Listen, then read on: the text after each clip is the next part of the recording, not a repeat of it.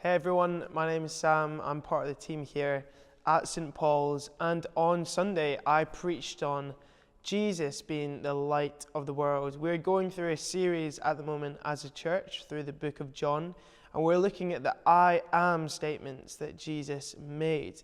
These are all statements which uniquely reveal an aspect of who Jesus is. And by the end of this series, hopefully we should have a fuller, deeper, richer understanding of who Jesus exactly claimed to be. And so on Sunday, as I said, I talked about Jesus being the light of the world. And at the start, I shared an example of when I was younger, I would go on holiday to Cornwall and we'd explore these caves as a family. And one of the things that I used to get as I would explore this cave was a glow stick, and I'd use it to help me understand where I was in the cave and guide me along the path that I was meant to go.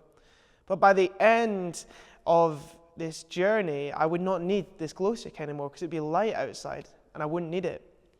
I use this story to illustrate how sometimes we can hear Jesus being the light of the world and we can kind of assume that that's just a nice, inspiring quote or a motif that we can use when sometimes things feel difficult or hard or dark.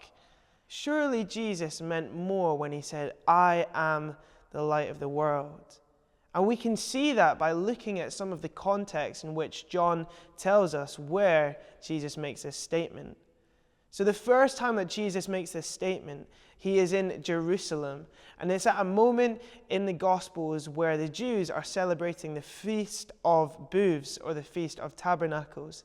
This was a feast in which Israel remembered their wilderness wanderings in the desert as God led them out of Egypt into freedom. And there are different parts of this festival that would illustrate different aspects of how God had led the Israelites out of Egypt through the wilderness. These people during this festival would have been reminded about God's presence, his provision, and his guidance through the Old Testament and the Exodus journey.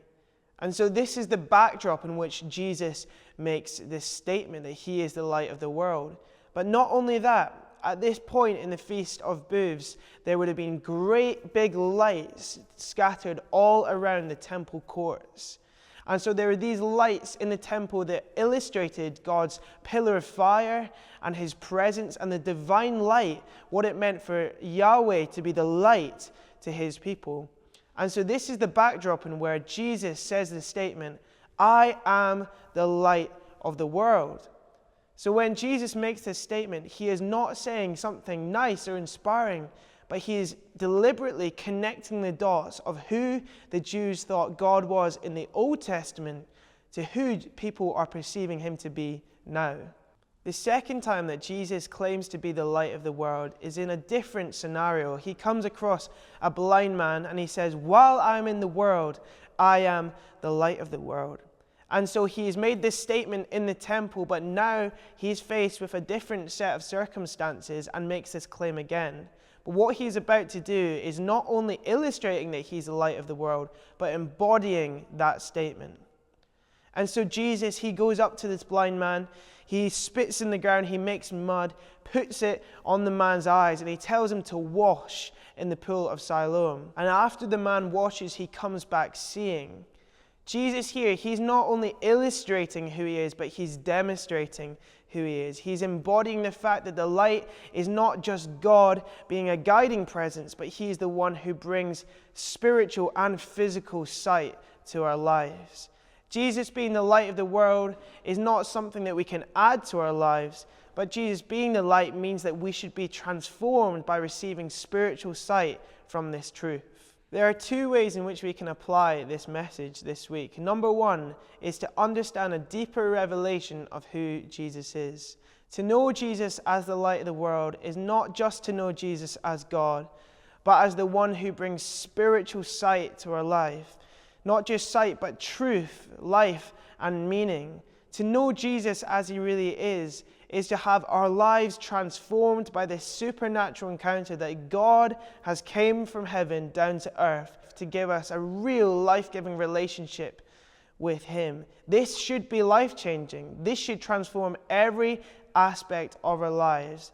It should take away our blindness from the way that we see the world and enlighten us by the Holy Spirit to see things in the way that God sees them. If you are wanting a deeper revelation of who Jesus is, it's really simple. Just ask Him. Ask the Holy Spirit to come into your life and reveal Jesus afresh to you this week.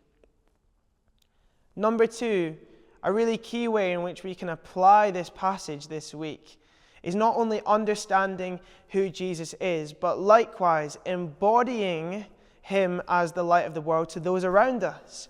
Jesus says that I am the light of the world. And if we are followers of Jesus, we should follow what Jesus did in the Gospels and imitate that in our lives. To embody Jesus as the light of the world means to not only keep this truth inward, but to show other people, to give sight to others who Jesus is.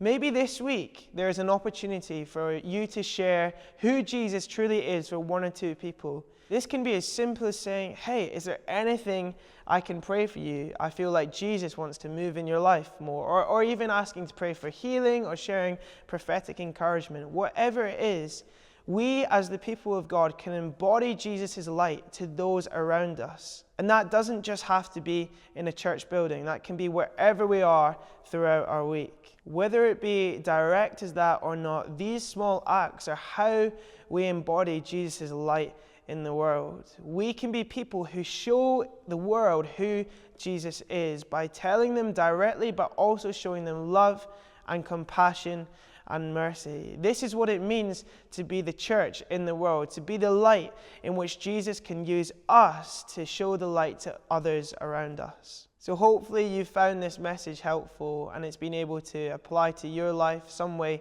this week. Look forward to seeing you on Sunday where we continue to look at who Jesus really is. See you then.